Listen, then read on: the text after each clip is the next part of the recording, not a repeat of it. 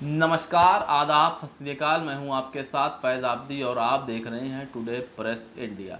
बिना सोचे समझे, बिना किसी प्लानिंग और बिना किसी मकसद से की गए दो फैसलों ने भारत की अर्थव्यवस्था को आज चरमरा कर रख दिया है।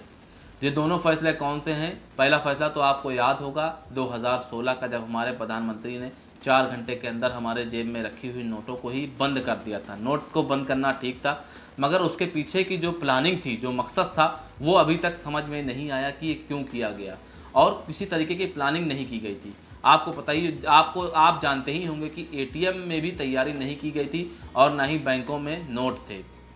अब दूसरा फैसला आपको बताते हैं।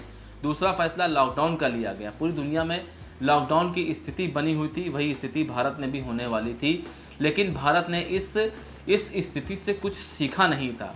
पूरी दुनिया लॉकडाउन की प्लानिंग कर रही थी कि किस तरीके से हमको अपने देशवासियों को बचाना है और अपने देशवासियों को कोरोना वायरस से सेफ रखना है और किस तरीके से उनको अपने घर तक पहुंचाना है। लेकिन हमारे प्रधानमंत्री ने आकर हमसे कहा कि आप जहां पर हैं वहीं रुक जाइए, आपको हम खाना देंगे, हम पैसे देंगे और हम तमाम तरीके की आपकी व्यवस्था करेंगे। लेकिन मजदूरों का प्लान साफ तौर पर यह गवाही देता है कि सरकार ने उनके साथ कुछ नहीं किया।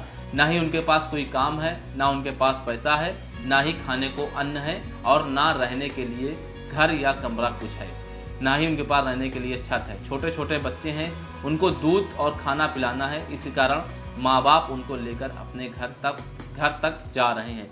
कुछ मजदूर अपने घर तक पहुंच गए, जो खुश नसीब थे। कुछ अपने घर तक भी नहीं पहुंच सके, रास्ते में उनका एक्सीडेंट, या भूख से मर गए, या एक्सीडेंट हो गया, और या रास्ते में ही दम तोड़ दिया थकान के मारे।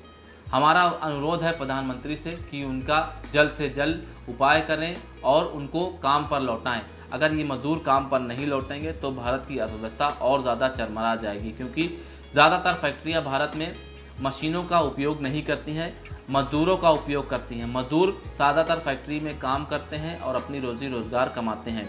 अगर यही मजदूर काम करने वाले नहीं रहेंगे तो काम कैसे होगा? भारत में मशीनों का उपयोग बहुत ही ज़्यादा कम है। अब आपको एक बात और बताते हैं। कल ओला ने अपनी कंपनी से 1400 लोगों को नौकरी से निकाल दिया। वहीं स्विगी भी 600 लोगों को निकालने की तैयारी में, जोमेटो भी 500 लोगों को नौकरी के निकालने के लिए कहा है और रीड एंड टेलर ने भी कल 1400 लोगों को निकालने की अनुमति दे दी है।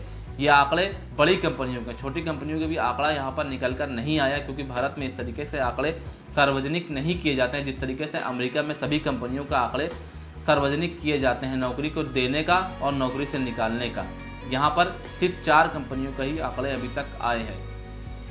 अगर यही आंकड़े बढ़ते रहे तो हमारी और आपकी नौकरी भी खतरे में आ जाएगी और भारत की अर्थव्यवस्था बहुत ज़्यादा चरमरा जाएगी, महंगाई बहुत ही ज़्यादा बढ़ जाएगी।